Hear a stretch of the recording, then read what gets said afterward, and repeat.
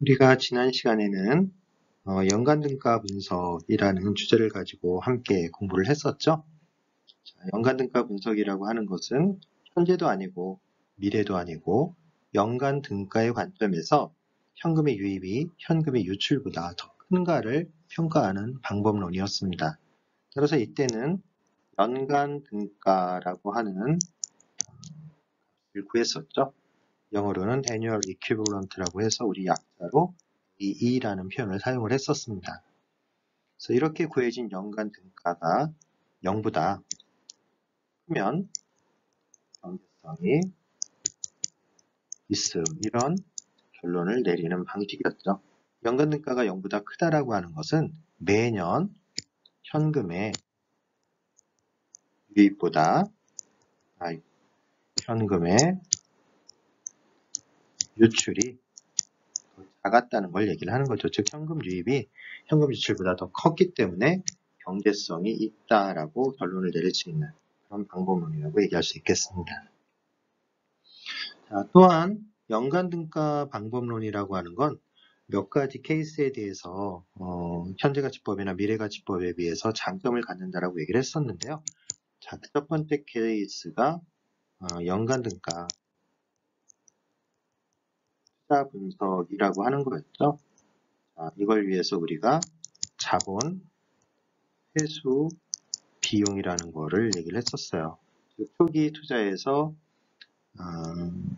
잔존 가치를 뺀 이만큼이 사실은 프로젝트 내부에서 기간 동안에 이 프로젝트 기간 동안에 소진되는 어떤 자본이 아니라고 했을 때 과연 매년 얼마만큼씩을 꾸준히 회수를 해야 이 초기 투자분에서 잔존 가치를 제한 부분을 충당하고 이익을 낼 수 있겠는가, 뭐 이런 것들을 자본회수 비용이라고 했었고, 만약에 매년 벌어들이는 비용이 이 자본회수 비용과 더하기 운영비를 합친 것보다도 더 커진다라고 하면 경제성이 있다라고 결론을 내리는 그런 방식에 대해서 이야기를 했고요.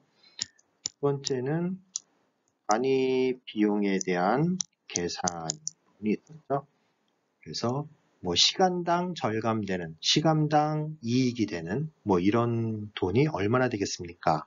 라고 얘기했을 때 연간등가 분석을 이용해서 이런 부분에 대한 해답을 줄 수 있다라고 얘기를 했었고요. 세 번째는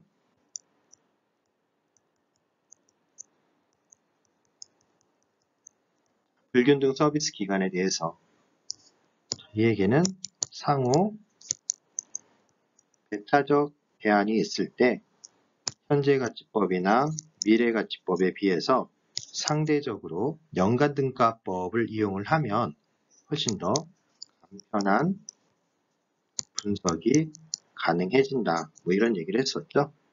즉 반복되는 몇 개의 사이클이 있을 때 전체 사이클에 대해서 연간등가를 구하는 것이 아니라 첫 번째 사이클에 대한 연간등가만 계산을 하여도 그 결론을 내리는데 충분하다. 뭐 이런 얘기들을 했었습니다. 자, 오늘 시간에는 경제성 분석 6가지 방법 중에 5번째죠. 수익률 분석에 대해서 함께 공부해 보도록 하겠습니다. 자, 간단하게 이전에 배웠던 4가지의 방법론을 다시 한번 리뷰를 해보면 첫 번째 배웠던 이 자본회수 기간법이라고 하는 것은 프로젝트에 대한 투자 원금을 모두 회수하는 데까지 걸리는 시간을 산출해서 그 시간을 자본회수 기간이라고 정의를 하고 그 자본회수 기간이 프로젝트의 총 기간인 N년보다 짧으면 경제성이 있다라고 판단을 내리는 방법입니다.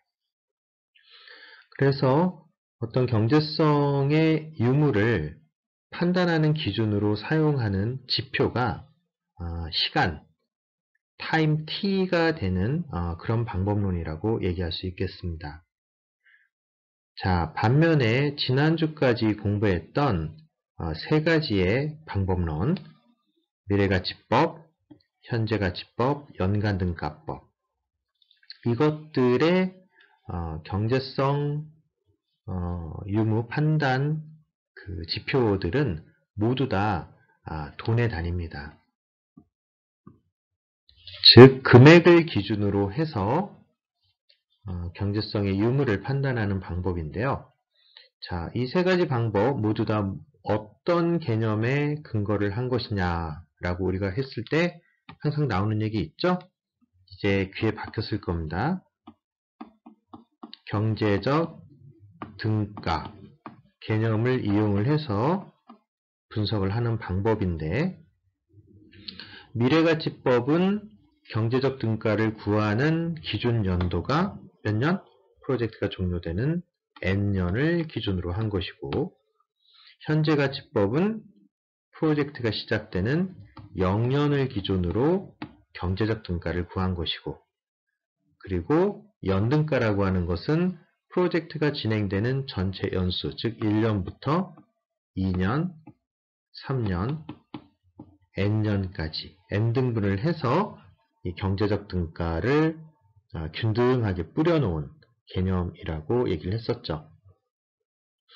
그래서 이렇게 경제적 등가를 구해놓고 그 경제적 등가가 0보다 크게 되면 경제성이 있습니다라고 판단하는 방법이에요. 근데 이때 이 경제적 등가라고 하는 걸 구성하는 요소를 보면 현금의 유입에서 유출을 빼주는 거죠.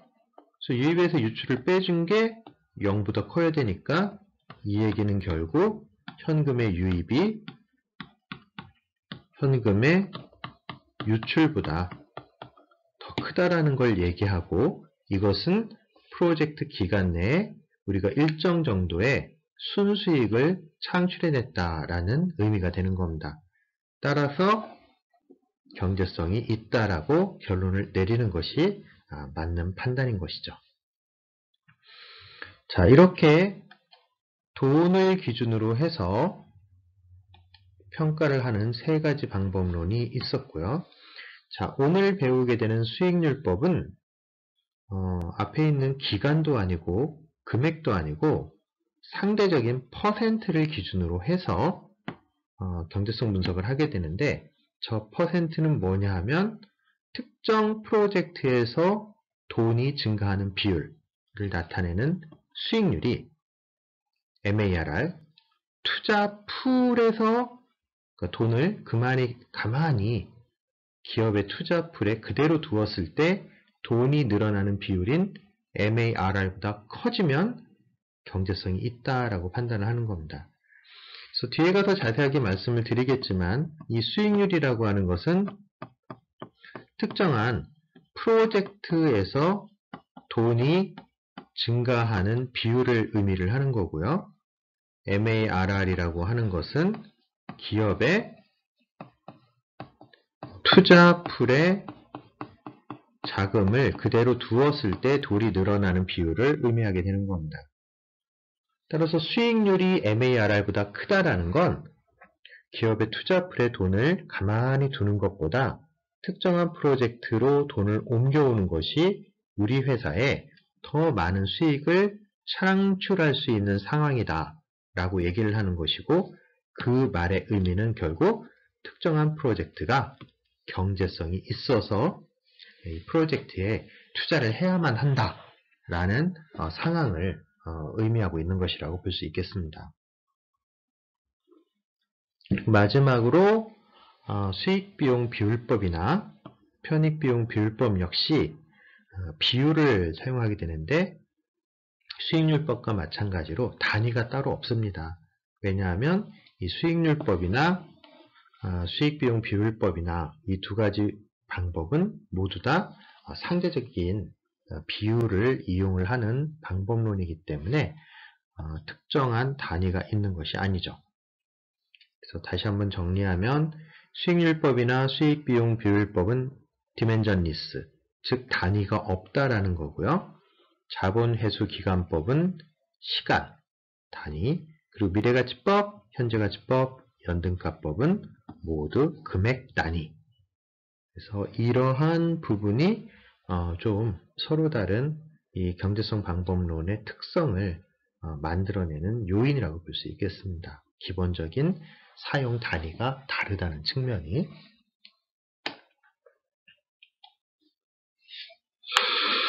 자, 수익률, 영어로는 rate of return 해서 줄여가지고 우리가 보통 ROR이라는 기호를 많이 활용을 하죠.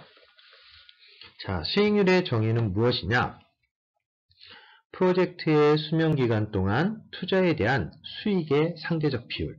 그러니까 투자를 했는데 그 투자에 대해서 수익이 얼마나 많이 발생했는가를 나타내주는 비율이 바로 수익률이라고 얘기할 수 있겠습니다. 자, 하나의 사례를 가지고 이 수익률의 개념이 무엇인가 하는 것을 다시 한번 판단해 볼 텐데요. 자, 이 예제는 빈센트 반 고흐가 그린 그림이죠. 아이리스라고 하는 그림에 대한 이야기입니다. 자, 빈센트 반 고흐는 여기 있는 이 분이죠. 아주 유명한 화가 분이십니다. 이 분이 그렸던 그림 중에 하나가 여기 있는 아이리스라고 하는 요 그림인데요. 요즘 보면 뭐 길거리에 이 아이리스들 보라색 꽃이 많이 피어 있는데 남색인가요? 보라색인가? 그런 색 종류이죠. 자, 이것을 아름답게 그려놓은 그림이 아이리스라는 작품입니다. 자, 그런데 이 아이리스라는 그림을 존 휘트니 페이슨이라고 하는 사람이 8만 달러에 구입을 했다라고 합니다. 그리고 그 구입을 한 후에 40년을 본인이 보관하다가 40년 이후에 시장에다 내다 팔았는데 40년 후에 이 존 휘트니 페이슨이라는 사람이 얼마에 팔았느냐? 총 5,390만 불에 판매를 했다라고 합니다. 그러면 이것도 그림을 구입한 거는 비용이 나간 것이고 판매를 해서 수익을 얻은 것은 돈을 번 것이기 때문에 현금의 유익과 유출로서 해석을 할 수가 있겠죠. 자, 그렇다면 이러한 그림을 하나 구입해서 판매하는 행위를 하나의 프로젝트로 해석을 한다라고 하면 이 프로젝트에 대한 투자 수익률은 얼마나 될까요? 하는 게 우리의 질문입니다. 자, 이 질문을 해결할 수 있는 유일한 솔루션은 우리가 익히 잘 알고 있는 F는 P의 1 플러스 I의 N승이라고 불리는 복리의 공식입니다. 자, 복리의 공식을 적용하면 이 프로젝트로부터 투자 수익률이 얼마나 발생했는가 하는 것들을 우리가 밝혀낼 수 있게 되는데요. 자, 어떤 이야기인지 다음 슬라이드에서 한번 살펴보도록 하겠습니다.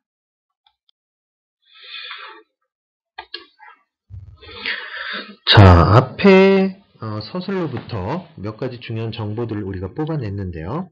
자, 현재가치 P는 8만, 구입 가격이죠. 그리고 미래가치 F는 5,390만 불, 판매 가격입니다. 얘는 구입 가격을 의미를 하는 거고, 얘는 판매 가격을 의미하고 있는 겁니다. 자, 그리고 그들 사이의 시간이 얼마나 지났느냐 하면 무려 40년이라는 세월이 지났습니다. 자, 이때 I 값이 얼마나 되는지를 한번 구해보라고 하는 것이죠. 왜냐하면 I 값이 의미를 하는 건 I가 수익률을 의미하기 때문에 그런 것이죠. 자, 이 상황을 그림으로 보여주면 0년도에 8만이 투자되고 40년 동안 그대로 아무런 현금 흐름 없이 프로젝트가 진행을 하다가 40년 후에 5,390만 불의 수익이 발생을 하는 이러한 단순한 현금 흐름을 보여주고 있죠. 자, 그래서 이거에 대해서 우리가 수익률을 구해보면 자, 5,390만 불은 8만 불이 매년 몇 %씩 40년 동안 늘어나야 되는가 라고 하는 복리의 공식, 조금 전에 보셨던 F는 P의 1 플러스 I의 n승이라고 하는 식에 P, F, 그리고 N을 이렇게 집어넣은 거죠. 그러면 남는 미지수가 I밖에 없기 때문에 이 산식을 I에 대해서 정리를 해보면 우리가 이미 학기 초에 공부한 것처럼 이와 같은 식을 만들어낼 수 있게 되죠. I는 P분의 F의 N분의 1승 마이너스 1. 자, 그래서 여기에다가 각각 P에는 8만, F에는 5390만, 그리고 N에는 40만이라는 숫자를 집어넣어 버리면 I 값이 계산돼서 나올 텐데요. 바로 그 I 값이 17.68%라고 하는 값입니다. 자, 그래서 이 프로젝트의 수익률은 17.68%라고 얘기를 할 수 있는데요. 자, 이 17.68%를 우리가 어떠한 식으로 해석할 수 있는지 한번 또 생각을 해보도록 하겠습니다. 자, 이 프로젝트에서 손해, 즉 비용이라고 하는 측면을 따져보면 0년도에 8만 불이 지출된 것이 모두 다입니다. 이익이라고 하는 부분은 40년 후에 5,390만 불이 우리 손에 들어온 것이 다입니다. 자, 우리가 옛날에 현재가치 분석할 때 이런 얘기를 한 적이 있었는데요. 손익분기 이자율이라고 하는 것이 결국 나중에 수익률로 활용될 수 있을 것이다 라고 얘기를 했는데 바로 여기서 얘기하는 수익률이 우리가 그때 이야기했던 손익분기 이자율입니다. 손익분기 이자율이라고 하는 것은 손해와 이익이 같아지는 이자율을 의미를 하는 것이고요. 그 의미는 자, 5,390만 불이라고 하는 수익, 좌변을 따져보면 5,390만 불을 우리가 수익이라고 해석할 수 있죠. 수익은 우변에 8만의 1 플러스 0.1768의 40승. 자, 이건 뭐냐 하면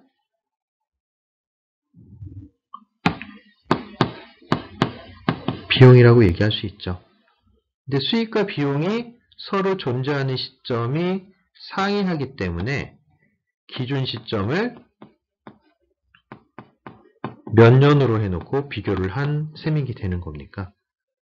40년 시점을 기준으로 수익과 비용을 뽑아보면 수익은 5,390만 불이고 비용은 8만의 1 플러스 0.1768의 40승. 근데 수익과 비용이 같으니까 바로 이 0.1768이라고 하는 17.68%라는 값이 손익분기 이자율이 될 수 있다는 거죠. 즉 다른 식으로 또 돈이 불어나는 식으로 해석을 해본다라고 하면 8만 불이라는 돈이 매년 17.68%씩 40년 동안 계속 불어나면 5,390만 불이 된다 라고 얘기할 수 있는 겁니다. 그래서 우리가 이런 식으로 해석을 한다라고 하면 손익분기 이자율이라고 볼 수 있겠고 이런 식으로 해석하면 돈이 늘어나는 비율, 즉 수익률이라고 해석을 할 수 있겠죠. 자, 어떤 식으로 해석을 하든 이 17.68%는 돈이 늘어나는 비율, 그리고 이 프로젝트 내에서 수익과 비용을 동일하게 만들어주는 비율, 바로 이러한 컨셉이 우리가 이번 슬라이드에서 공부하고 있는 수익률의 개념이라고 볼 수 있겠습니다.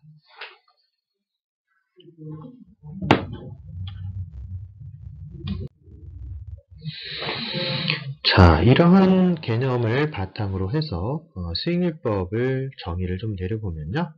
수익률법이라고 하는 것은 프로젝트의 수익률이 최소 요구 수익률을 만족하는가를 체크하고 있는 겁니다. 자, 말 그대로 최소 요구 수익률이라고 하는 것은 여러 가지 의미를 갖고 있지만 여기에서는 특정한 프로젝트가 진행되기 위해서 최소한도로 요구되는 수익률, 그래서 적어도 이 프로젝트가 최소 요구 수익률 이상의 퍼센트만큼의 수익률을 발생을 시켜야지만 이 프로젝트를 진행하겠다. 뭐 이런 의미가 바로 최소 요구 수익률의 개념이 되는 겁니다.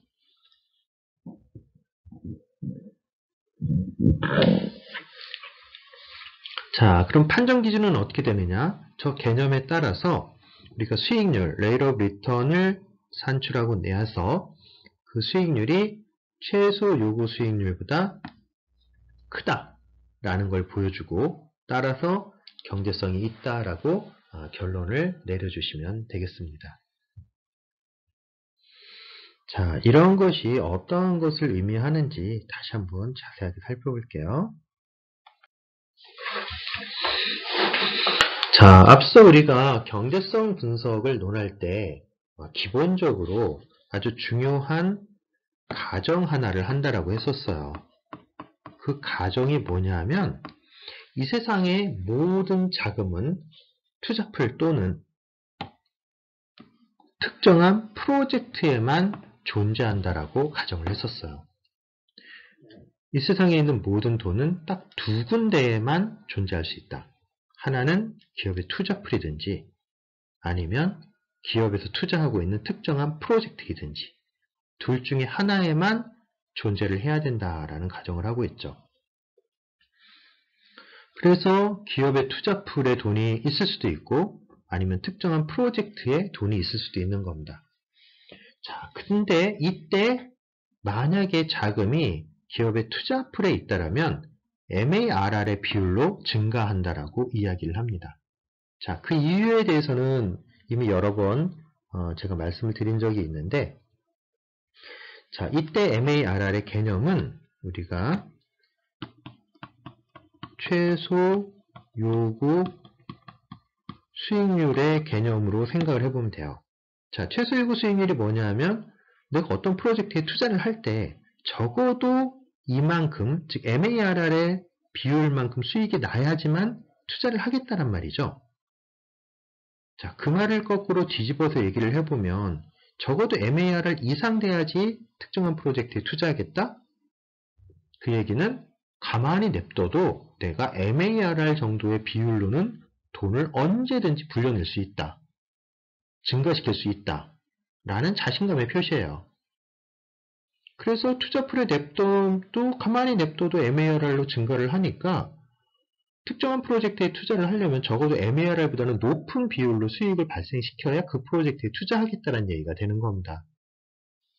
그래서 이러한 이유로 기업의 투자풀에 보관되고 있는 모든 자금들은 MARR의 비율로 증가한다라고 가정을 합니다.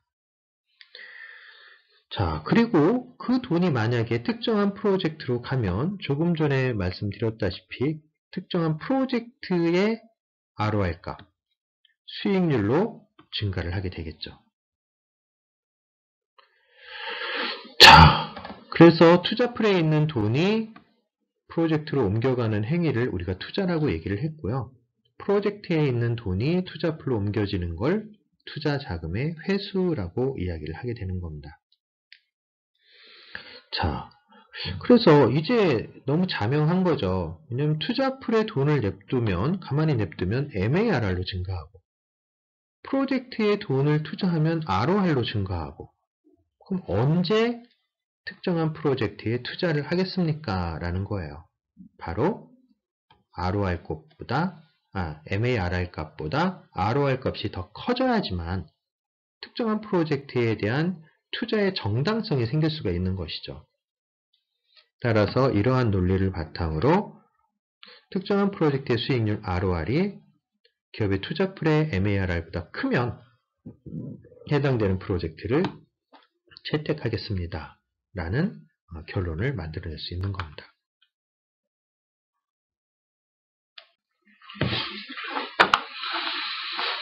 자, 수익률 예제 한번 살펴볼까요?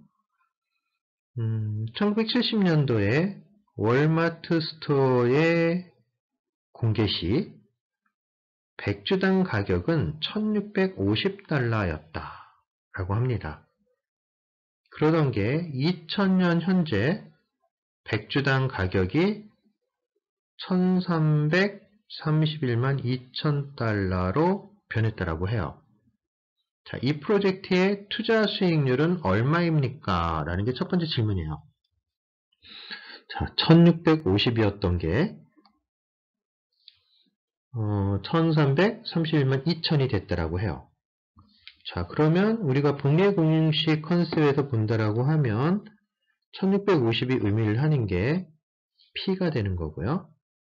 그리고 1331만 2000이라고 하는 게 F의 컨셉이 되는 거죠.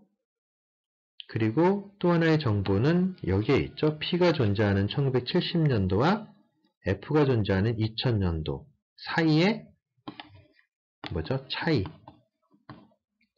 하면 총 몇 년이죠? 30년이 되고 바로 이것이 의미하는 건 N 값이 되는 거죠.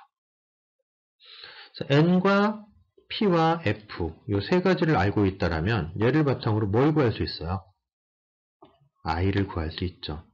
I는 P분지 F의 N분의 1승 마이너스 1과 같은 형태로 구할 수가 있게 되는 거죠. 그래서 이렇게 I를 구한 것이 바로 수익률의 개념입니다. 자, 그런데 만약에 당신이 1970년도에 1650달러를 6%의 저축계좌에 예금하고 있었다면 월마트 주식을 구입했어야 하는가 아닌가? 이거에 대한 대답을 하라는 겁니다. 자, 그러면 이것도 이제 수익률에 대한 이야기니까 수익률은 MARR보다 클 때 투자를 하는 것이 올바른 거잖아요. 그러면 수익률 MARR 나오면 자금은 어디 있는 거지? 하나는 투자풀이고 하나는 프로젝트가 될 수 있을 텐데 프로젝트는 우리가 수익률이라는 표현을 쓰는 거고요. 이러죠.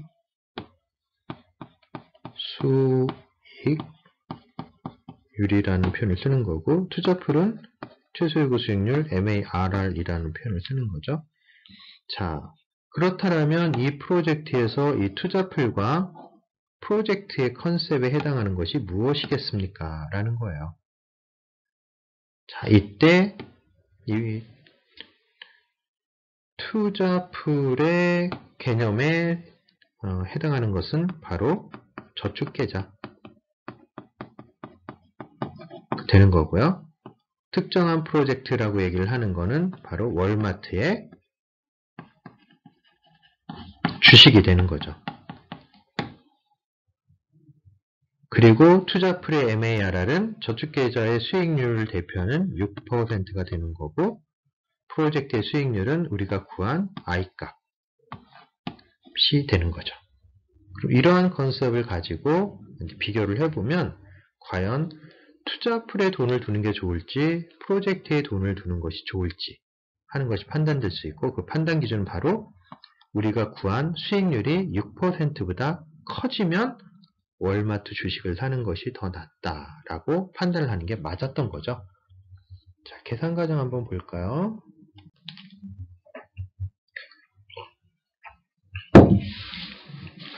자, 투자는 0년도에 1650달러가 지출되는 겁니다.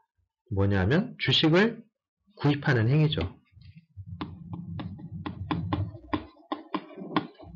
그리고 이 프로젝트의 수익은 30년에 1331만 2천불을 벌어들이는 거예요.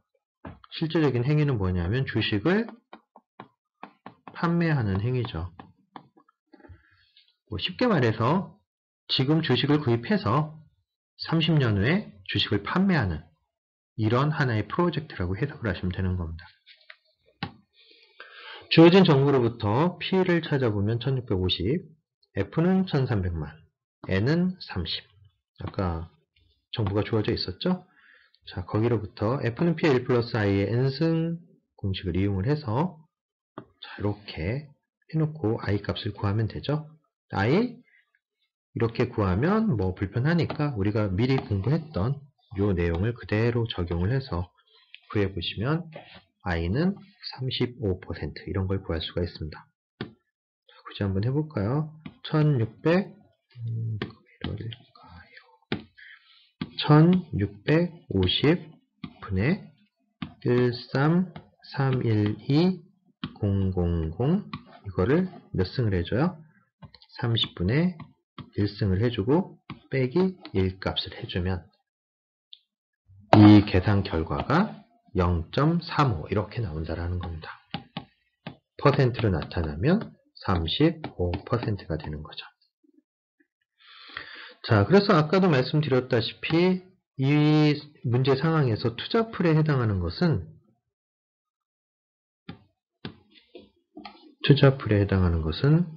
이 사람이 예금을 하고 있는 저축계좌 그리고 MARR은 이 저축계좌의 이율 형태로 해석이 가능하고요. 자, 특정한 프로젝트라고 하는 것은 월마트 주식을 구매하는 거고요. 이 월마트 주식에 대한 수익률은 조금 전에 계산했던 이 35%가 되는 거죠. 따라서 이 경우 35%가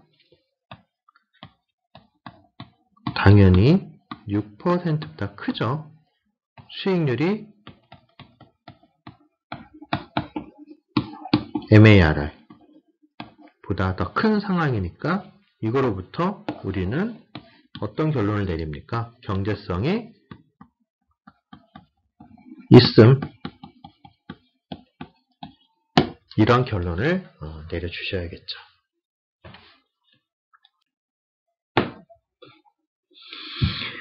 자, 그러면 지금까지도 벌써 4가지 방법론을 배웠는데 굳이 또 5번째로 수익률법이라고 하는 걸 또 왜 배워야 하는가? 자, 이러한 이유에 대해서 좀 얘기를 해보면 자, 예를 들어서 우리가 어떤 프로젝트에 대해서 평을 할 때 이 프로젝트는 15%의 투자 수익률을 갖고 있습니다. 라고 이야기하는 것과 이 프로젝트는 현재 가치 기준으로 즉 0년도 가치, 프로젝트가 시작하는 시점의 가치로 봤을 때 $10,000의 순잉여를 가져올 것이다. 라는 이야기가 있을 때 얘네들이 주는 느낌이 서로 다를 수 있다는 겁니다. 즉 수익률은 내가 투자한 거에 대해서 몇 %나 수익이 났는가 하는 것들을 보여주고 있는 거고 실제로 이게 뭐 100만 원의 수익이 난 건지 200만 원의 수익이 난 건지 300만 원의 수익이 난 건지는 알 수가 없어요. 반면에 MPW법을 이용을 하면 $10,000의 수익이 났다라고 얘기를 할 수 있지만 과연 이 $10,000가 내가 1,000만 원을 투자해서 얻은 것인지 2,000달러를 투자해서 얻은 것인지 아니면 뭐 1억 원을 투자해서 $10,000를 벌어들인 것인지 하는 그런 상대적인 컨셉이 또 들어있지 않습니다. 따라서 어떠한 프로젝트를 평가하기 위해서는 이 2가지의 정보가 모두 있어야 조금 더 정확하게 이 해당되는 프로젝트에 투자를 할까 말까 하는 것을 판단할 수 있다는 거예요. 그래서 우리가 지금 경제성 공학 시간을 배우고 있는 6가지의 분석 방법론은 마치 이런 거라고 볼 수 있어요. 이런 프로젝트가 하나 존재를 하는 겁니다. 얘가 프로젝트예요. 프로젝트.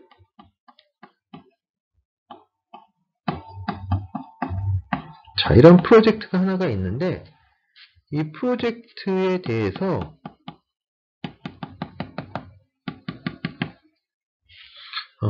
바라보는 관점을 여러 개로 가져가는 겁니다. 즉 이쪽 측면에서 바라볼 수도 있고요. 여기서 바라볼 수도 있고 여기서 바라볼 수도 있고 저 뒤쪽에서 바라볼 수도 있죠. 그리고 위에서 바라볼 수도 있고 아니면 어디가 남았나요? 이 앞쪽에서 바라보는 거 밑에서 바라보는 거 하나 좀 빼버리겠습니다.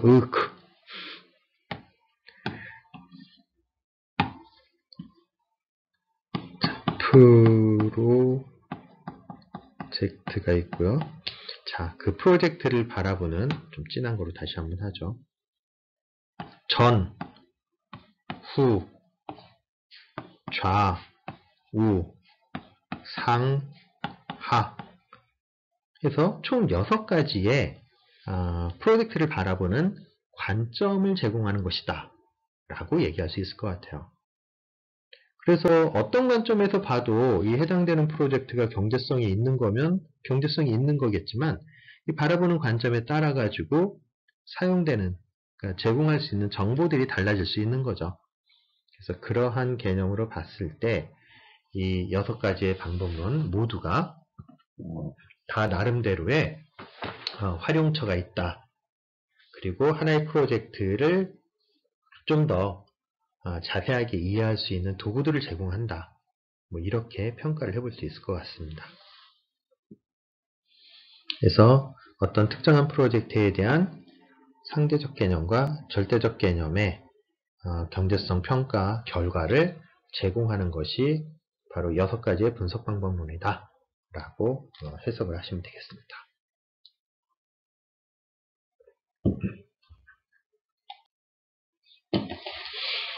자, 그럼 이제 수익률을 정확하게 한번 수학적으로 정의를 해볼 텐데요. 자, 수익률에 대한 수학적 정의는 현금 유입의 현재 가치와 현금 유출의 현재 가치를 동일하게 만들어주는 손익분기 이자율 I*이다 라고 얘기할 수 있는 겁니다. 즉, 손익분기의 이자율 I*라는 걸 적용을 하면 MPW 값, 즉 현금 유입의 현재 가치에서 현금 유출의 현재 가치를 빼준 값이 바로 0이 되어버린다는 거예요. 즉, 순현재 가치를 0으로 만들든 아니면 현금의 유입과 현금의 유출을 동일하게 만들어주든 그런 이자율이 있다라면 그 이자율을 우리가 손익분기 이자율, 다른 말로 수익률이라고 부르겠다라는 의미입니다. 그래서 결국 우리가 나중에 이제 수익률을 한번 구해보세요 라고 하면 구하는 산식을 만들어야 되는데 바로 그 수익률을 구하기 위한 산식이 이 산식이에요.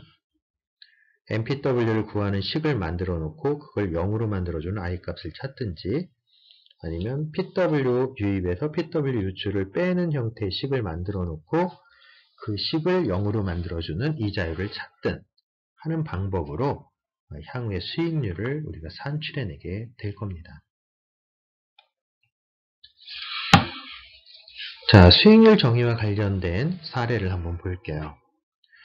자, 하나의 회사가 있는데 그 회사가 컴퓨터에 1,000만 원을 투자하고 3년 동안 매년 말에 402.1만 원의 인건비 절감 효과를 얻었다. 자, 그렇다면 이 회사가 이 컴퓨터에 투자한 프로젝트에 대해서 정의할 수 있는 수익률은 몇 %나 되겠습니까? 라는 질문이에요.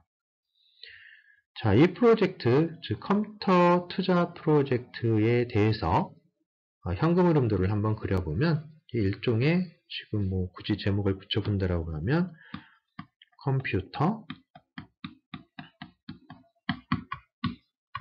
투자 프로젝트라고 얘기할 수 있겠죠. 이 프로젝트는 어떻게 되어 있냐면 현금 흐름이 0년도에 1,000이 투자가 되고 1년, 2년, 3년 균등하게 매년 402.1만큼의 수익, 정확히 말하면 인건비 절감이 발생한 프로젝트입니다 라고 얘기할 수 있는 거예요. 그런데 여기에다가 10%의 이자율을 딱 적용을 해가지고 MPW를 한번 구하는 계산을 한번 해본 겁니다. MPW 10%라는 건 PW 10%의 현금 유입에서 PW 10%의 현금 유출을 빼준 거잖아요. 그렇죠? 그래서 현금 유입이 이쪽에 유입이죠. 이게 유입, 얘가 유출 이렇게 되는 건데 0년도 시점이니까 여기 있는 1,000은 그대로 가져가도 되겠지만 여기 있는 402.1이라고 하는 거는 현재 시점으로 옮겨와 줘야 되죠. 그래서 그 옮겨주는 작업을 이렇게 한 겁니다. 402.1을 PA 10%의 3년 동일자금열 공식을 이용을 한 거죠. 그리고 현금의 유출 1,000을 빼주면 계산을 해봤어요. 그랬더니 PA 10%의 3년이 2.4869라는 계산 값이 나왔고요. 이자 계수 값이. 그래서 두 개를 곱해서 거기서 1,000을 딱 빼봤더니 공교롭게도 이미 계획이 된 거긴 하지만 0값이 나왔습니다. 즉 10%라고 하는 이자율을 적용을 했더니 이 프로젝트에 대해서 현금 유입과 현금 유출이 동일해져 가지고 결국 NPW 값을 0으로 만들어줬어요. 자, 그러면 바로 이때 이 10%의 이자율, 현금 유입과 현금 유출을 동일하게 만들어서 NPW를 0으로 만들어준 이자율을 우리가 수익률로 부르겠다라는 겁니다. 그래서 어떠한 프로젝트에 우리가 수익률을 딱 적용을 하면 그 결과로서 얻을 수 있는 것이 바로 NPW 값이 0이 된다라는 기본적인 정의가 성립하게 되는 것입니다.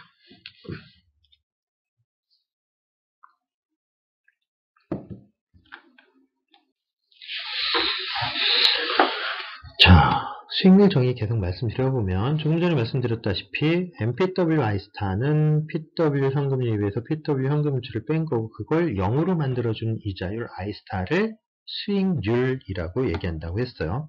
바로 이 I스타가 수익률인데 이렇게 NPW로만 정의할 수 있느냐? NPW는 기준 연도를 0으로 해서 문제를 푸는 거잖아요. 근데 기준 연도를 0이 아니라 N년도를 이용해서 문제를 풀 수도 있어요. 자, 만약에 기준 연도를 N년도로 정의해서 문제를 푼다 하면 이런 식으로 얘기하시죠. NPW I스타는 NP가 아니라 NF입니다.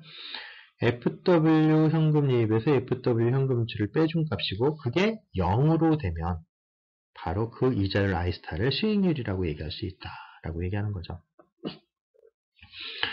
기본적으로 NPW 값이 0이 되면 NFW는 0이 될 수밖에 없죠. 따라서 NPW가 0이 된다는 얘기나 NFW가 0이 된다는 얘기는 동일한 얘기가 되는 거고요. 바로 이런 상황에서 좀 전 예제를 보면 NPW 10%나 NFW 10%나 항상 0값이 되게 되겠고요. 이때 이 10%라는 이자율을 우리가 수익률이라고 부르겠습니다. 라는 의미가 되는 거예요. 자, 밑에 있는 표는 우리가 자본회수 기간법 여러분들이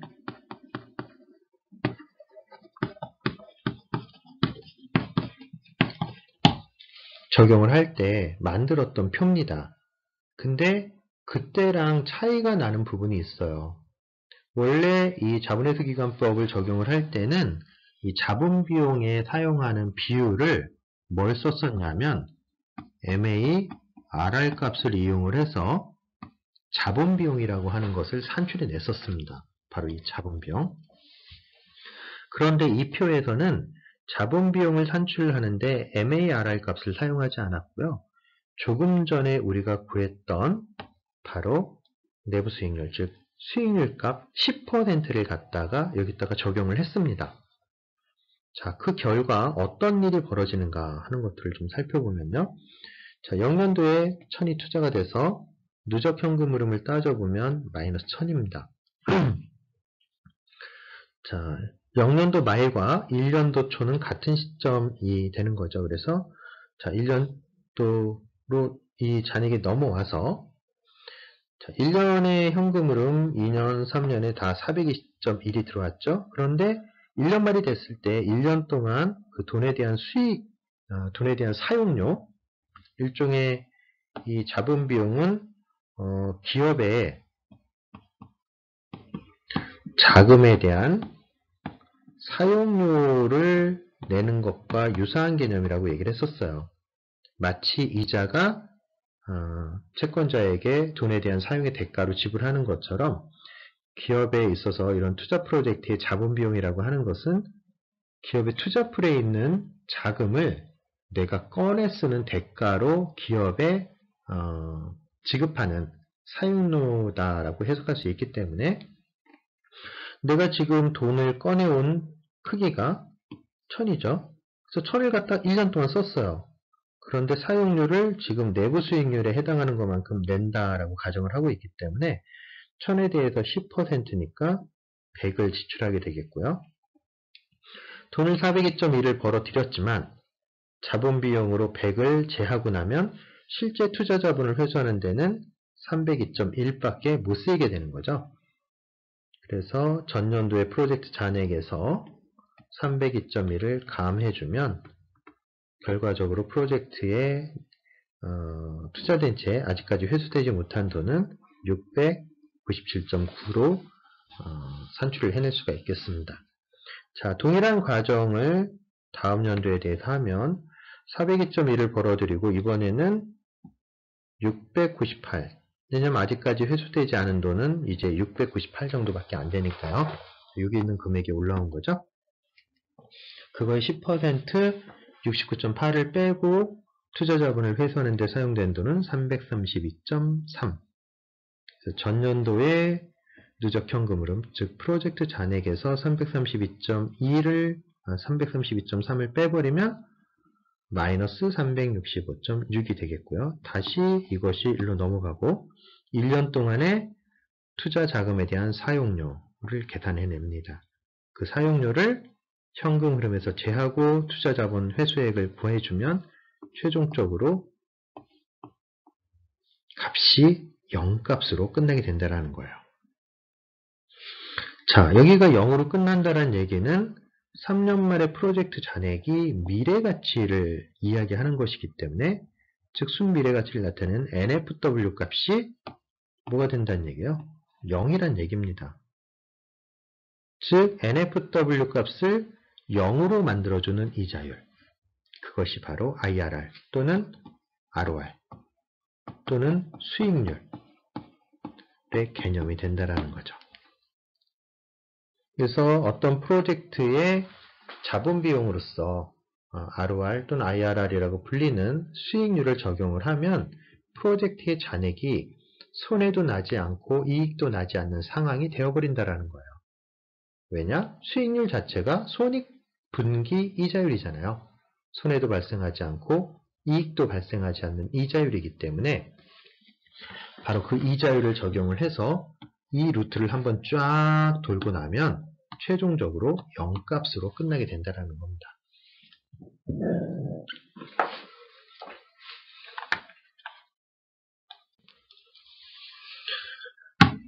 자, 우리가 어떤 투자 프로젝트를 이야기를 할 때 이 투자 프로젝트를 단순 투자와 비단순 투자 형태로 분류를 좀 해볼 수가 있는데요.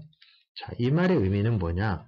단순 투자라고 하는 것은 초기에는 음의 현금 흐름을 갖고, 왜냐하면 투자가 일어나야 되니까, 이후에는 현금 흐름의 기호 변화가 한 번만 발생을 한다. 즉, 한 번만 발생한다는 건 처음에 음이었으니까 한 번 양으로 전환이 되고 나면 계속 양의 현금 흐름만 가져야 된다는 의미예요. 예를 들면 마이너스 100이라는 현금 흐름이 있고 250으로 부호 변화가 발생을 하고 나면 이후에는 계속 플러스 값만 존재를 해야 된다는 거죠. 그래서 부호를 보면 마이너스에서 플러스고 부호 변화가 일어나는 부분은 바로 여기 하나밖에 발생하지 않는다라는 거예요. 자, 여기 마이너스에서 플러스로 한 번 부호 변화가 발생을 하고 있죠. 자, 이렇게 되면 우리가 수학적으로 수익률을 구해보면 그 수익률이 항상 한개 값밖에 나오지 않는다라는 거예요. 즉 단일 ROI 값을 갖는 형태가 된다라는 의미입니다. 자, 반면에 비단순 투자라고 하는 것은 초기에는 음의 현금 흐름을 갖고 시작을 해요. 이후 현금 흐름의 부호 변화가 2번 이상 여러 번 발생하는 경우를 비단순 투자라고 부르는 겁니다. 예를 들면 처음에 마이너스 1000, 마이너스 100 음의 현금 흐름이죠. 그 다음에 플러스 300 플러스 쪽으로 올라갔다가 아까는 계속 플러스를 유지를 해야 된다고 그랬잖아요. 이번에는 마이너스 120으로 다시 마이너스로 내려가 버린 거예요. 그래서 부호 변화가 마이너스 플러스 마이너스. 한 번 부호 변화 발생해요. 마이너스에서 플러스로. 그러고 난 다음에 플러스에서 마이너스로 또 한 번 부호 변화가 발생을 합니다. 즉 단순 투자에서는 부호 변화가 한 번밖에 발생하지 않았는데 지금 비단순 투자에서는 여러 번 부호 변화가 발생을 하고 있다는 거예요. 자, 이럴 때 무슨 문제가 생기느냐? 비단순 투자에 대해서는 여러 개의 ROR을 가질 가능성이 존재를 한다라는 거예요. 즉, ROR 값이 정확하게 몇 %인지를 정의해내기가 쉽지 않다라는 겁니다. 따라서 이러한 비단순 투자 문제의 경우에는 수익률법을 사용하는 것이 불가합니다. 따라서 앞으로 우리가 수익률법을 이용을 해서 어떤 투자 프로젝트를 분석을 한다라는 건 그 대상 자체가 반드시 단순 투자여야지 한다라는 이야기를 하고 있는 거예요. 자, 비단순 투자에 대한 그림이 여기 나오죠? 마이너스에서 플러스로. 이 선을 넘나들잖아요. 그렇죠?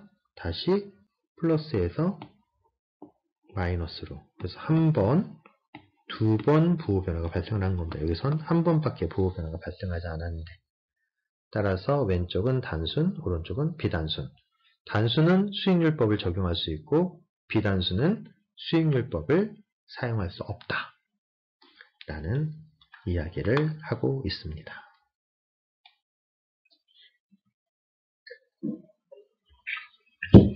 자, 왼쪽에 보면 표가 하나 나오는데요. 기간 0, 1, 2, 3, 4, 그러니까 4년 동안의 프로젝트에 대해서 이야기를 하고 있습니다. 자, 프로젝트 A의 현금 흐름을 봤더니 마이너스 1000, 마이너스 500, 그 다음에 플러스 800, 1500, 2000. 자, 부호 변화가 몇 번 발생하고 있나요? 바로 마이너스 500에서 플러스 800으로 갈 때 한 번만 부호 변화를 발생시키고 있기 때문에 프로젝트 A는 단순 투자 형태가 되는 겁니다. 자, 반면에 프로젝트 B 같은 경우에는 3년 동안의 현금 흐름이 주어져 있는데, 자, 마이너스, 플러스, 마이너스, 플러스 왔다 갔다 합니다. 자, 부호 변화가 몇 번 발생하나요? 한 번,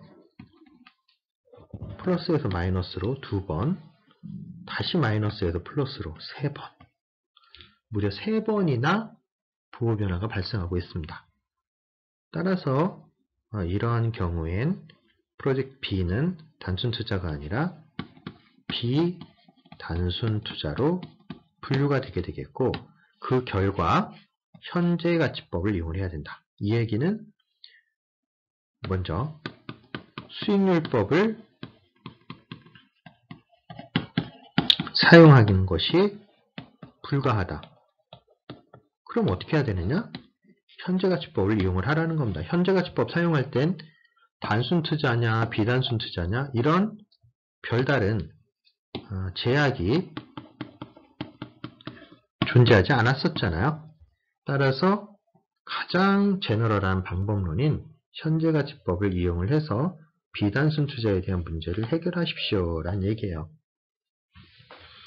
자, 덤으로 조금 더 얘기를 해볼게요. 자, 프로젝트 A에 대해서 즉 여기 있는 단순 투자에 대한 얘기죠. 가로축을 이자율 i로 하고 이 세로축을 수년제 가치, 그 i를 적용했을 때 수년제 가치 MPW 값으로 적용을 해서 그래프를 그려보면 이자율이 점점 증가하면 증가할수록 이 MPW 값이 이렇게 감소하는 형태의 그래프를 얻을 수 있어요. 자, 이자율이 증가하면 MPW가 감소하죠. 왜냐하면 여기 지금 프로젝트에서 보시면 이게 이제 미래에 발생하는 수익들인데 이 발생하는 수익들을 현재 시점으로 옮겨와야 되잖아요. 옮겨올 때 뭘 곱해주냐 하면 1 플러스 i에 n승분의 1을 갖다 곱해줘서 현재 가치로 만들잖아요. 근데 이때 무슨 일이 벌어지는 겁니까? 바로 이 i 값이 증가를 한다는 얘기잖아요. 이걸 곱해줘야 되는데, 자, i 값이 증가한다는 건 전체적으로 이 값이 어떻게 된다는 겁니까? 감소한다는 걸 뜻하는 거죠. 분모값이 커지는 거니까.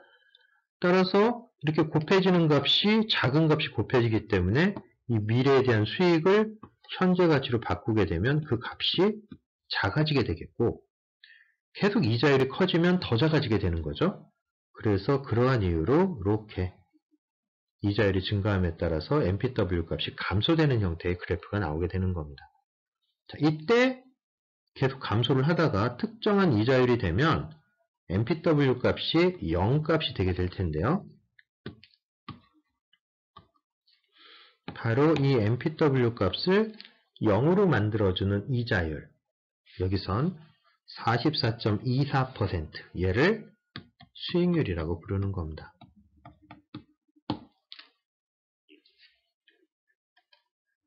자, 여기서 또 질문이 있는데요.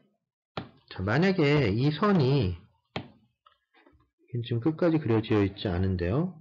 이 선이 이렇게 끝까지 가서 여기 있는 X축과 이렇게 좀 만난다 하면 이 만나는 점의 값은 얼마가 될까요?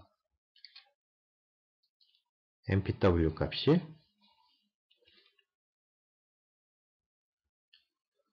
자, 이 만나는 점은 바로 여기가 이자율 i가 0%일 때잖아요.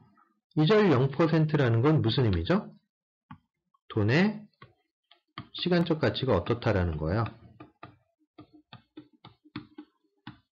존재하지 않는다라는 거죠. 이자율이 0%라는 것. 따라서 현금 흐름을 갖다가 이용을 해가지고 수년제 가치를 구한다라는 건 여기 있는 이 값들을 그냥 단순 합계를 내시면 된다라는 의미예요. 자, 그러면 얘 1500, 얘 1500 까고 나면 이거 두 개만 남죠? 2800. 요 값은 2800이 되는 겁니다. 자, 또 하나의 질문이 있는데요. 또 하나는 바로 얘가, 이 그래프가 영원히 이렇게 계속 감소하진 않고 어느 순간이 되면 이렇게 하나의 값으로 수렴을 하게 될 텐데 바로 이 수렴했을 때 이 값이 얼마가 되겠습니까? 라는 질문이에요. 즉, 이자율 i가 무한대가 됐을 때 MPW 값이 어떻게 되겠냐는 거죠. MPW 무한대. 자, 아까 말씀드렸다시피 MPW 값을 구하려면 1 플러스 i의 n승분의 1을 곱해준다고 했는데요. 이때 i가 무한대라는 거잖아요. 그럼 1 플러스 무한대의 n승분의 1이 되니까 얘가 무한대죠. 무한대분의 1이 되면 0이 되는 거죠. 따라서 0년도에 존재하지 않는 모든 현금 흐름, 즉 얘네들 다 무시입니다. 그러면 이자율이 무한대인 상태에서 의미를 갖는 건 오로지 얘밖에 없는 거예요. 따라서 이 값을 이렇게 구해보면 이 값은 1000이 됩니다.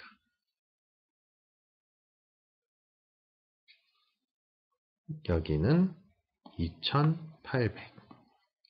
2800이 의미하는 건 i가 0일 때 1000이 의미하는, 마이너스를 붙여야겠네. 마이너스 1000이 의미하는 건 i가 무한대일 때. 그래서 이 그래프가 가질 수 있는 레인지는 마이너스 1000부터 플러스 2800까지이고요. 그때 0값을 갖는 이쪽이 바로 44.24%라는 수익률이 되는 겁니다.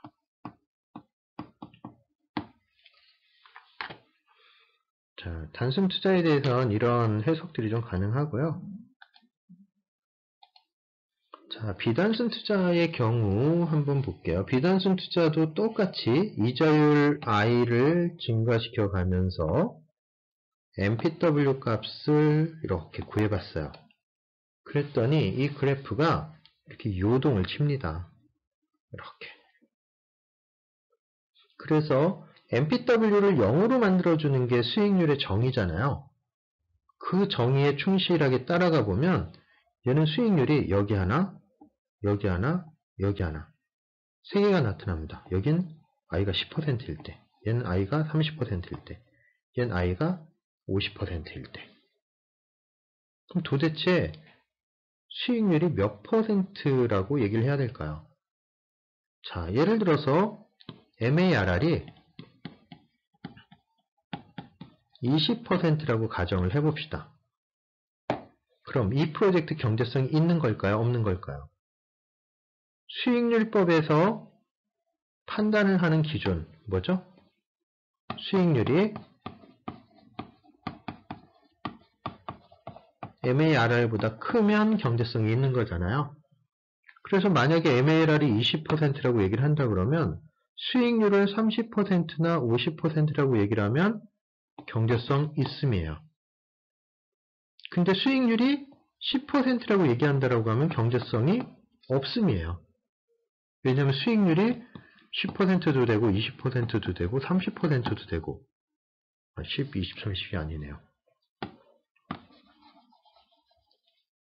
10%도 되고 30%도 되고 50%도 되고 MARR은 20%이니까.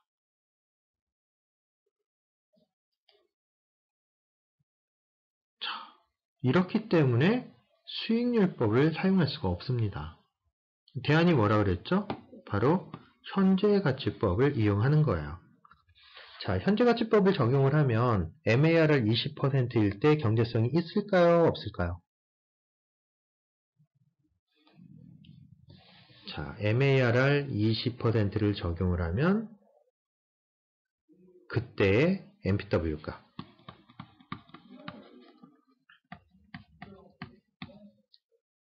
MARR이 20%일 때 MPW를 구해보면 20%면 I가 여기죠? 20%. 그래서 MPW 그래프가 이렇게 있으니까 바로 20%일 때 MPW 값을 구해보면 여기 있는 값이에요. 이 값은 어디죠? 마이너스 값이죠. 따라서 MPW 20%는 0보다 작은 값이 됩니다. 자, 이렇게 되면 경제성은 어떻게 되는 거죠? 경제성 없음. 이렇게 돼버리는 거죠. 그래서 우리가 현재가치법을 이용을 해서 프로젝트 B에 대한 경제성 평가를 한다라고 하면 이 프로젝트는 경제성이 없습니다. 라고 대답할 수 있는 거예요. 왜냐하면 20% MAR을 적용을 했을 때 MPW 값, 즉 현금의 유입이 현금의 유출보다 더 작은 값이 나오기 때문에 이 프로젝트는 경제성이 없다라고 이야기하는 것이죠.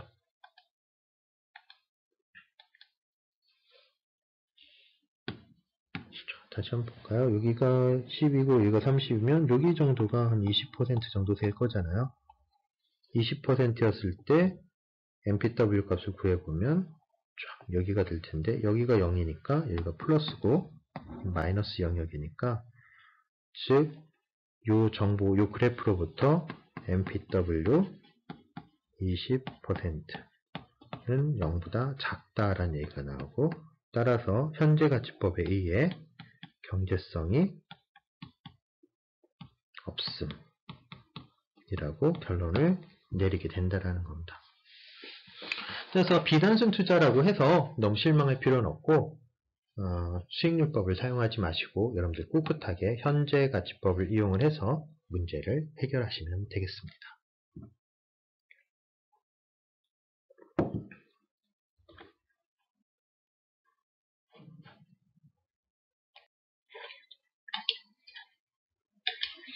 자, 그러면 실제적으로 우리가 수익률을 찾으려면 어떻게 해야 되겠습니까? 근데 여러 가지 계산 방법이 있다라는 거예요. 직접 계산하는 방법, 시행착오를 거쳐서 계산하는 방법, 컴퓨터를 이용해서 계산하는 방법, 컴퓨터 중에서도 엑셀과 같은 스프레드시트를 이용해서 계산하는 방법, 또는 온라인 금융교습기를 이용을 해서 현금 흐름을 분석하는 방법, 그리고 공학용 계산기를 이용하는 방법, 다양하게 있는데 여러분들이 기본적으로 수익률을 찾는 방법에 대해서 이제 기말고사를 보게 되면 이 중에서 유일하게 사용할 수 있는 방법이 이 공학용 계산기를 이용해서 수익률을 구하는 방법입니다. 그래서 계산기의 사용법은 여러분들 가지고 있는 계산기에 대한 사용법은 좀 충분히 잘 숙지하고 계셔야 수익률을 정확하게 뽑아내실 수 있을 겁니다. 자, 먼저 직접 계산법에 대해서 말씀드리면 현금 흐름이 0년, 1년, 2년, 3년, 4년에 이렇게 0년에 투자가 있고요. 1년, 2년, 3년에 아무런 현금 흐름이 없다가 4년도에 대해서 1,500을 회수하는 형태의 투자 프로젝트를 보여주고 있습니다.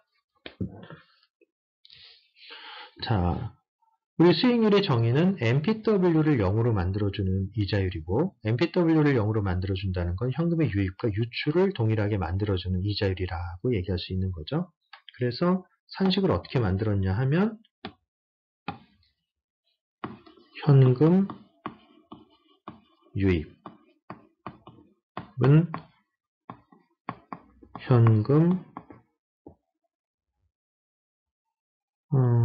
유출, 이렇게 산식을 만든 겁니다. 뒤바뀌었네요. 그렇죠? 얘가 현금 유출, 얘가 현금 유입. 그런데 얘는 지금 어떤 연도를 기준으로 했냐면 이 현금 유입과 현금 유출을 비교를 할 때 바로 0년을 기준으로 해서 비교를 한 겁니다. 즉 MPW를 0으로 만들어준 이자율을 찾은 거죠. 그래서 산식을 보면 1000은 1500의 1 플러스 i의 마이너스 4승 형태가 되겠고요. 자, 양변을 1500으로 나눴네요. 그랬더니 좌변은 0.6667, 우변은 1 플러스 i의 마이너스 4승. 자, 이러고 난 다음에 뭘 했냐면 로그를 씌워줬네요. 로그. 그랬더니 좌변은 로그 0.0667이 되고 우변이 원래는 이게 이렇게 되는 거죠. ln 1 플러스 i의 마이너스 4승 형태가 되는데 로그는 이렇게도 변환이 되죠. 마이너스 4 ln 1 플러스 i의 이렇게 형태가 되고 요것에서 요것만 남기기 위해서 마이너스 4를 좌변 쪽으로 넘겨주는 형태가 된 거죠. 자, 그래서 계산기를 이용을 해서 ln 0.6667 나누기 마이너스 4니까 이렇게 값이 나오고요. 이게 ln 값이죠. 그래서 로그를 또 없애주기 위해서 양변에 자연 로그를 취해줬습니다. 이 값을 취한 거죠. 그랬더니 우변은 1 플러스 i가 됐고요. 최종적으로 우리가 구하려고 하는 i는 자연 지수 2에 0.101365승 마이너스 1을 해서 계산기를 눌러보시면 0.1067, 즉 10.67%라는 값을 찾아내실 수가 있게 되겠습니다. 간단한 지수와 로그 방정식을 이용을 해서 우리가 원하는 수익률을 찾는 과정을 보여주고 있습니다. 자, 이번 직접계산법은 2차 방정식. 2차 방정식의 근해 공식을 이용을 해서 수익률을 뽑아내는 과정이에요. 그런 걸 보여주는 건데요.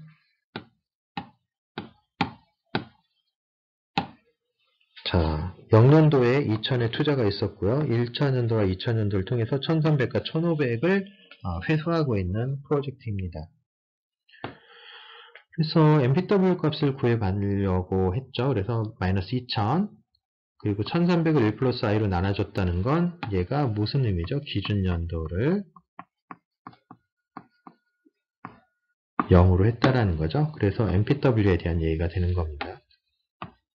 1500은 1 플러스 i의 제곱으로 나눠주고 해서 그 결과값이 MPW가 0이 돼야 되니까 0이 되는 i 값을 찾고 있는 거죠. 자, 바로 풀기가 좀 거시기 하니까 x는 1 플러스 i의 분의 1이라고 일단 우리 이런 거 치환한다 그러죠. 치환을 하고 나면 위에 산식이 이렇게 간단해집니다. 우리가 중학교 때 배웠던 2차 방정식 형태죠. 그래서 근해 공식을 적용을 해서 x를 구해보면 2차 방정식이니까 해가 2개가 나오죠. 그래서 이 치환했던 걸 다시 역치환을 하게 되면 i 값을 구해낼 수가 있는데 하나는 25%, 하나는 마이너스 160%. 근데 통상 이자율은 마이너스 100%부터 플러스 값만 허용이 되기 때문에 마이너스 100% 이상의 이자율이 적용되지 않는다라는 건 마이너스 100%였을 때 은행에다가 내가 돈을 100만 원을 맡기면 1년 후에 한 푼도 돌려주지 않는 게 마이너스 100% 이자율입니다. 자, 그런데 만약에 마이너스 200%다, 이자율이. 그럼 내가 100만 원을 맡기면 1년 후에 내가 100만 원을 또 은행에다 갖다 줘야 된다는 얘기니까 애초에 말이 성립을 하지 않는 거죠. 따라서 이자율은 최소 마이너스 100%부터 플러스 값까지 유지가 된다라는 기본 가정이 있기 때문에 이 160% 마이너스 나오는 건 이자율로서 적당하지 않게 되겠고요. 그래서 이 두 개의 해 중에 25%에 해당하는 걸 우리 해로 삼아서 수익률은 25%다라고 얘기할 수 있는 겁니다. 자, 다음번은 시행착오법이라고 하는 건데요. 시행착오법이라는 건 그냥 때려 맞추는 거예요. 수익률을 특정한 값을 한번 해봤더니 MPW가 0보다 크네. 이렇게 봤더니 또 MPW가 0보다 작네. 이렇게 막 왔다 갔다 하면서 MPW가 0이 되는 지점을 찾아가는 방식입니다. 여러 번 시행해보고 오차가 발생을 하면 그 오차가 줄어드는 방향으로 이자율 I 값을 변화시켜가면서 전체적인 MPW 값이 0이 되는 포인트를 찾아가는 방법이죠. 근데 이러한 방법이 가능한 건 우리가 앞에서 봤다시피 단순 투자의 경우 이자율 I를 가로축으로 하고 세로축을 MPW로 했을 때 항상 이렇게 감소하는 형태의 그래프를 갖게 된다라는 기본적인 가정이 있기 때문에 바로 이 시행착오법을 사용할 수 있게 되는 거죠. 자, 핵심은 MPWI 플러스라는 이자율 하나랑 MPWI 마이너스 두 이자율을 찾는데 I 플러스와 I 마이너스라는 이자율의 특징은 뭐냐면 I 플러스를 적용하면 MPW가 0보다 크고요. I 마이너스라는 이자율을 적용하면 MPW가 0보다 작아지는 겁니다. 즉 수익률을 여기 센터로 놓고 봤을 때 I 플러스는 수익률보다 왼쪽에 존재하는 이자율이고요. I 마이너스는 수익률보다 항상 오른쪽에 존재하는 이자율을 의미합니다. 네, I-는 오른쪽에 해당하는 이자율이라고 말씀드렸죠. 그래서 수익률을 중심으로 해서 즉 수익률일 때는 MPW가 0이 되는 거고 I 플러스일 때는 MPW가 이렇게 0보다 크게 되는 거고 I 마이너스일 때는 MPW가 0보다 작게 되는 거니까 항상 이런 I 플러스와 I 마이너스라는 이자율을 한번 찾게 되면 수익률은 항상 I 플러스와 I 마이너스의 사이에 존재하게 된다라는 거가 핵심이에요. 그래서 이 I 플러스와 I 마이너스의 간격을 충분히 줄여주면 이 수익률이라고 하는 것을 I 플러스와 I 마이너스 그리고 MPW I 플러스와 MPW I 마이너스 값의 삼각 비례를 이용을 해서 이렇게 삼각형을 만들어 놓고 수익률을 갖다가 이 직선이 이 0이라는 이 포인트와 만나는 지점 바로 여기가 되겠죠. 이 부분을 우리가 수익률 I라고 예측을 하는 추정을 하는 그런 방법이라고 볼 수 있겠습니다. 자, 그런데 문제는 지금 보시는 바와 같이 실제 그 MPW의 곡선은 이렇게 곡선의 형태를 가지고 있고요. 반면에 우리가 지금 여기서 사용하는 방법은 직선 추정 방법을 사용을 하는 거잖아요. 따라서 이 경우에 우리가 이 방식을 그대로 이용을 해서 추정을 한다라고 하면 바로 이 포인트가 추정 수익률이 돼요.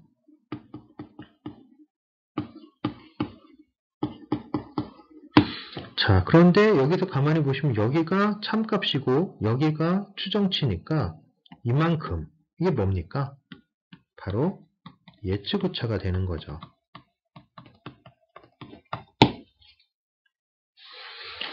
자, 이 예측 오차를 줄이려면 어떻게 해야 됩니까? 지금 너무 커 보이죠, 그쵸?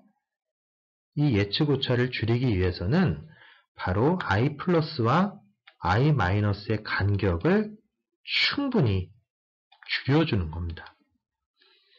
예를 들어서 우리가 i 플러스가 여기쯤 되고 i 마이너스가 여기쯤 된다 라고 한번 생각을 해볼게요. 여기가 i 플러스, 여기가 i 마이너스. 그러면 이 두 개의 포인트로부터 똑같이 삼각형을 만들어 가지고 여기를 직선으로 이렇게 연결을 해버리면 원래 수익률과 추정 수익률의 간격이 실제 수익률이 여기라면 추정 수익률은 한 여기 정도 되겠죠. 바로 요만큼이 에러 값이 되는데 에러 값이 아주 작아지게 되겠죠. 극단적으로 i 플러스와 i 마이너스의 간격을 최소화시키면 결국 이 에러는 0으로 수렴을 하게 될 테고 추정치와 참값이 같아지는 방향으로 될 거라는 겁니다. 그래서 이러한 방식으로 수익률을 찾아가는 방법을 우리가 Trial and Error, 즉 시행착오법이라고 부르고 있습니다. 시행착오법을 수행하는 방법은 이래요. 첫 번째, 임의 이자율, 임의 이자율 i를 추측을 한다. 그냥 처음에 그냥 guess를 하는 겁니다. 그리고 그 추측된 이자율로 MPW 값을 한번 계산해 봐요. 자, 만약에 MPW가 0보다 크다라면 이게 무슨 얘기입니까? 수익률보다 왼쪽에 있는 값이라는 거죠. i 플러스에 해당한다는 거죠. 따라서 실제 참값을 얻으려면 i를 증가시켜 봐야 돼요. 따라서 i는 i 플러스 델타만큼 증가를 시킵니다. 만약에 MPW 구했는데 그게 0보다 작게 나왔다. 그럼 수익률보다 오른쪽에 있다는 얘기죠. 따라서 참값을 구하기 위해서는, 참수익률을 구하기 위해서는 i 값을 감소시켜 줘야 돼요. 따라서 i는 i-델타 형태로 값을 줄여주게 되는 겁니다. 네 번째 단계, 추측된 이자율로, 즉 여기 있는 이 이자율로 다시 한번 MPW 값을 계산해 보는 거예요. 자, 그러고 난 다음에 단계 3과 단계 4의 과정을 MPW가 0보다 큰 이자율 i 플러스랑 MPW가 0보다 작은 이자율 i 마이너스를 구할 때까지 계속 반복을 하는 겁니다. 즉 수익률보다 큰 놈 하나, 수익률보다 작은 놈 하나를 찾는 거죠. 그리고 또 하나의 조건은 i 플러스와 i 마이너스의 간격이 충분히 작아야 한다. 예를 들면 한 3% 정도 또는 2%, 1%. 왜냐하면 이거는 추정치와 참값의 차이를 최소화시키기 위해서 이런 과정을 거치는 거죠. 자, 이렇게 해서 결국 핵심은 적당한 i 플러스 하나 그리고 적당한 i 마이너스 하나를 구한 다음에 이 사이에 있는 i 스타 값, 진짜 참값을 추정해낸다라는 얘기입니다. 어떻게? 이렇게 복원법을 이용을 해서.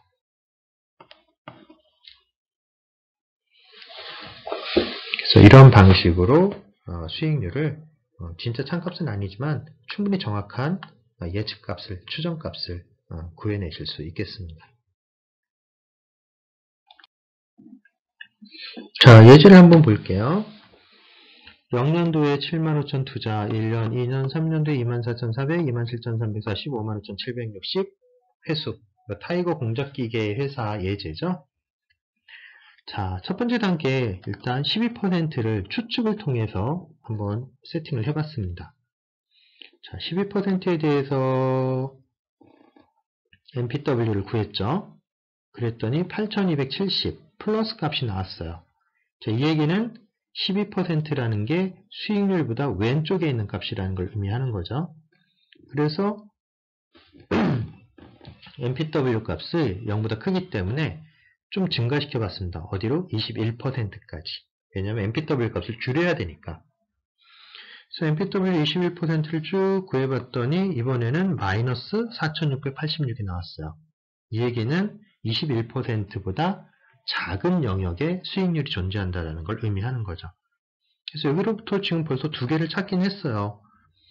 우리가 찾는 수익률은 여기 있는 12%와 여기 있는 21% 사이에 있다 정도까지는 얻었습니다. 근데 너무 이 갭이 크죠. 차이가 9%나 나니까. 그래서 갭을 줄이기 위해서 다시 21%에서 값을 줄여서 15%로 감소를 시켜봤습니다. 그랬더니 MPW가 3553이 나왔고요.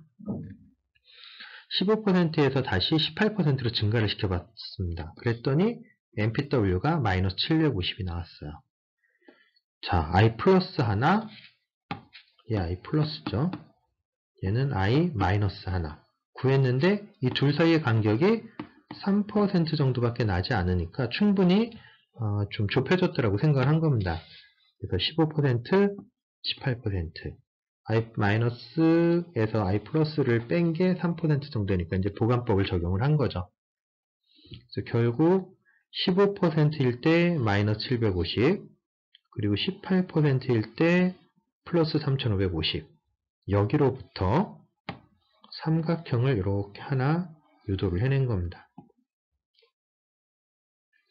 그래서 우리가 원하는 건 이 15%에서 얼마나 더 가야 0값과 이렇게 만나게 되는가 하는 걸 찾아내는 거기 때문에 궁금한 게 바로 이 x값이죠. 그래서 이 x값을 구하는 방법은 3553 더하기 750 여기 있는 이 길입니다. 대 3553 이 길이 그거의 비율은 뭐의 비율과 동일해야 되냐면 여기 있는 3%와 x의 비율 3% 대 x의 비율과 동일한 거죠. 그럼 옛날의 수학을 다시 한번 생각해 보면 내항의 곱과 외항의 곱은 동일해야 되기 때문에 그 관계로부터 x를 구하는 식을 유도해 보면 이런 식을 유도해낼 수 있게 되는 겁니다. 자, 이렇게 해서 수익률을 구해보면 그게 바로 이 산식이 되는 거고요. 17.48%가 이 프로젝트의 수익률입니다. 즉, 순 현재 가치값을 0으로 만들어주는 이자율입니다. 라고 이야기할 수 있게 되는 거죠.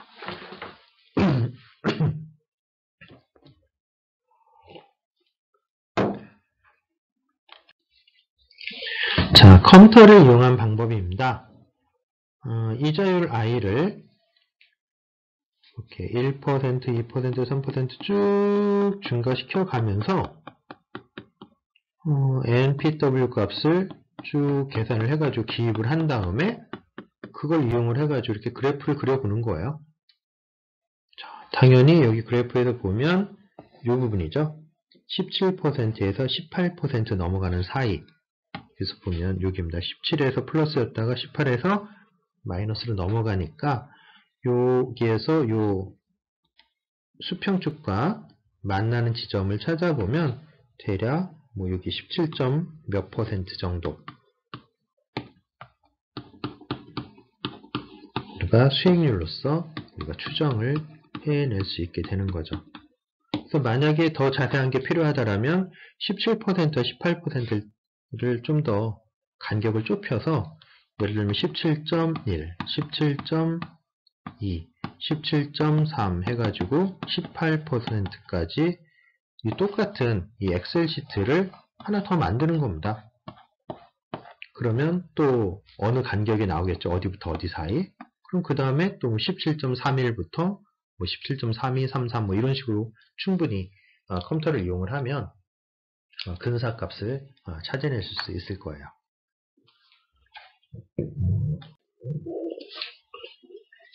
자, 엑셀에 보면 여러 가지 금융함수들이 있는데요. 금융함수들을 이용을 하면 우리 경제성공학 문제들을 쉽게 풀어낼 수가 있는데 그 중에 하나가 IRR, Internal Rate of Return이라고 하는 함수예요.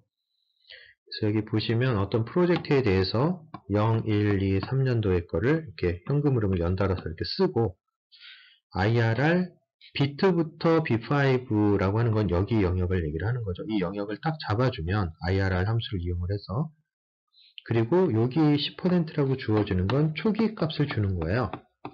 초기 값은 추측을 통해서. 그래서 처음 초기 값을 주고 엔터를 딱 누르면 자기가 알아서 이 현금 흐름을 NPW나 NFW를 0으로 만들어주는 이자율을 찾아주게 되는데, 바로 그것이 우리가 구하고자 하는 수익률이 되는 겁니다. 그래서 엑셀 활용하시면 IRR 함수 이용해서 손쉽게 수익률을 산출해 내실 수 있습니다. 자, 다음은 현금 흐름 분석기를 활용을 해서 하는 건데요. 자, 이 현금 흐름 분석기는 우리가 사용하고 있는 교과서의 저자분이 인터넷상에 만들어 놓은 금융 계산기입니다. 이렇게 보시면 사용법은 이렇게 피리어드라고 적혀 있는 기간 옆에 현금 흐름을 이렇게 적는 거예요. 마이너스 75,000 투자되고 24,400, 27,340, 55,760 회수되는 형태로 이렇게 현금 흐름을 다 적으시고요.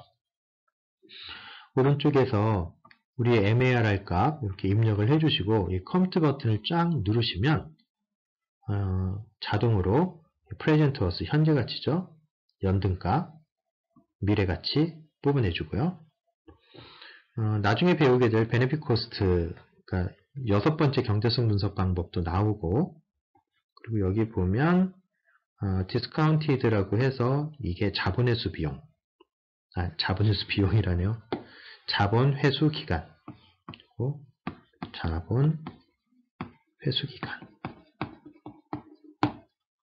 예, 현재 가치, 예, 연등가, 예, 미래 가치, 그리고 여기는 6번째 배우게 되는 수익 비용 비율, 뭐 이런 것들을 자동으로 뽑아주고요. 자, 그 중에서도 가장 핵심이 되는 부분은 이 문제에 대한 레이트 오브 리턴. 여기 있는 컴퓨터 버튼을 쫙 누르면 알아가지고 수익률을 이렇게 뽑아주기도 합니다. 그래서 이 문제에서는 17.46%라는 수익률을 구해내고 있는 과정을 보여주고 있고요. 그래서 나중에 이제 뭐 간단한 문제들 여러분들이 해결할 때는 이 온라인 금융계산기를 이용을 하시면 아주 손쉽게 경제성 분석을 수행하실 수 있을 겁니다. 그리고 이쪽에 플랫 기능을 이용하면 몇몇 형태의 뭐 현금 흐름도라든가 아니면 뭐 이자율 i가 변동함에 따라서 NPW 값이 어떻게 변하게 되는가 하는 것들, 뭐 이런 것들을 그래프로 또 여러분들이 뽑아보실 수 있어요. 3번들 여기 있는 요 링크, 온라인 금융계산기에 되어 있는 요 링크를 따라서 가보면 연결이 되니까 한 번쯤 접속을 해서 간단한 예제들을 한번 풀어보시기 바랍니다.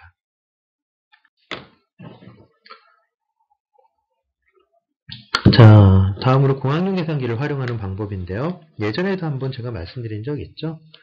자, 1단계 NPW 시계 값을 입력을 하는 겁니다. 그래서 여기에는 지금 우리가 계속해서 풀고 있는 우리가 직접 만든 현금 흐름에 대한 경제성 분석하는 그 문제인데요. 자, NPW를 구하는 식을 이렇게 입력을 하고, 이때 주의를 할 건 항상 공학용 계산기에서 어떤 값을 구하고 싶다라고 하면 그 값에 해당하는 변수를 x를 써야 된다라는 것만 꼭 기억하시면 돼요. 얘가 변수 역할을 하는 거죠. 그래서 여기서 산식을 만들 때 보면 다 이렇게 x, x, x, x, x 뭐 이런 거죠. 우리가 구하려고 하는 수익률에 해당하는 겁니다. 지금 결국에는 얘가 우리가 구하는 수익률이 되는 거죠. 자, 이렇게 해서 산식을 다 입력을 하는데, 이때 입력을 할 때 주의할 거 있다 그랬죠? 이 이퀄 표시. 이퀄 표시를 할 때는 반드시 아래쪽에서 여기 있는 알파 버튼과 어디 있습니까? 요 캘큘레이션 버튼, 요 두 개의 버튼을 동시에 눌러서 한다는 거죠. 이 계산기 저쪽 아래쪽에 있는 는 표시가 아니에요. 여기 있는 캘큘레이션과 알파 버튼을 함께 눌러서 요 는 표시를 넣어줘야 얘가 방정식을 푸는구나 라고 해석할 수 있다는 거예요. 그래서 1단계를 다 마치고 나면 2단계에서 solve 버튼을 누르는데요. solve도 그냥 누르는 것이 아니라 여기 있는 shift 버튼하고 여기 있는 solve니까 calculation 버튼 요 두 개의 버튼을 동시에 눌러야 된다는 겁니다.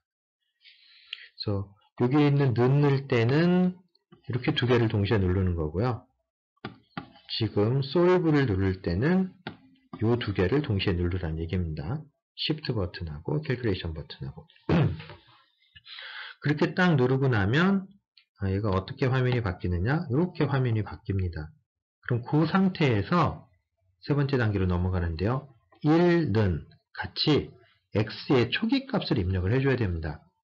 자, 여러분들이 뭐 초기값을 2를 안 눌러주고 뭐 지금 우리가 구하는 게 수익률이니까 예를 들면 뭐 0.2는 이렇게 눌러주면 돼요. 또는 뭐 0.3는 이렇게 눌러주면 됩니다.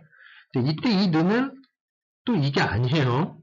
이 는은 아까 얘기했던 저 계산기 맨 아래쪽에 있는 그 진짜 는 표시입니다.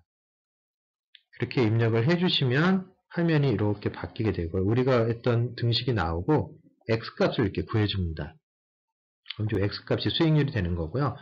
여기 있는 요거를 확인해야 되는데 L-R은 0이라고 나오는데 여기서 L은 left hand side, R은 right hand side. 그래서 L에서 R을 빼주는 게 0이 된다라는 의미거든요. 이 얘기는 아까 우리가 산식을 만들어낼 때 이 산식의 여기가 left hand side고요. 여기가 right hand side예요. 그래서 좌항과 우항이 똑같아진다는 거니까 우리가 입력한 산식이 0이 된다라는 걸 의미를 하는 거고요. 반드시 L-R은 0이라는 표시가 나와야 올바르게 풀린 겁니다. 그래서 여기 있는 결과값으로부터 이 값으로부터 우리가 퍼센트로 바꾸게 되면 바로 44.29%라고 하는 수익률을 뽑아내실 수 있는 겁니다. 그래서 반드시 여러분들 공학용 계산기로 잘 연습을 하셔야 나중에 여러분들 필기시험 볼 때 문제를 해결하실 수 있을 겁니다. 손으로 푸는 건 불가능하죠. 따라서 공학용 계산기를 아주 잘 활용할 수 있게끔 여러분들의 계산기를 가지고 여러 번 반복해서 좀 연습을 하시기 바랍니다. 자, 자동화 설립 투자 프로젝트에 대해서 조금 전과 같이 계산기를 이용해서 한번 계산해 보십시오. 그러면 대략 조금 전에 보신 바와 같이 44.3% 근처로 오게 될 테고요.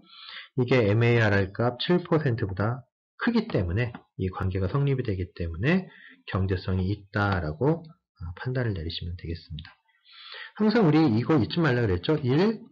수익률을 구하는 거죠. 44.3% 이렇게 두 번째 단계 판단 기준이 있어야 된다 그랬죠. 판정이. 그럼 뭐 보여줘야 돼요? 44.3%가 7%보다 크다라는 거 반드시 보여줘야 되는 거죠. 그리고 세 번째 결론 경제성 있음. 뭐 이런 식의 표현이 세 번째 단계가 모두 다 있어야 된다라는 이야기입니다. 저는 계산기 쓰지 않고 시행착오법을 이용을 해서 문제를 한번 풀어봤는데요. 자, I 플러스에 해당하는 게 40%였고요. I 마이너스에 해당하는 게 45%였어요. 두 개를 보관법을 이용을 해서 근사치를 구해봤더니 대략 44.3%. 계산기로 구한 게 44.29 정도 됐으니까 큰 차이는 나지 않는 것 같습니다. 이 정도로만 해도. 그러니까 혹시라도 계산기를 잘 못 쓰겠다 하면 보관법을 이용을 해서 문제를 해결하셔도 관계는 없습니다.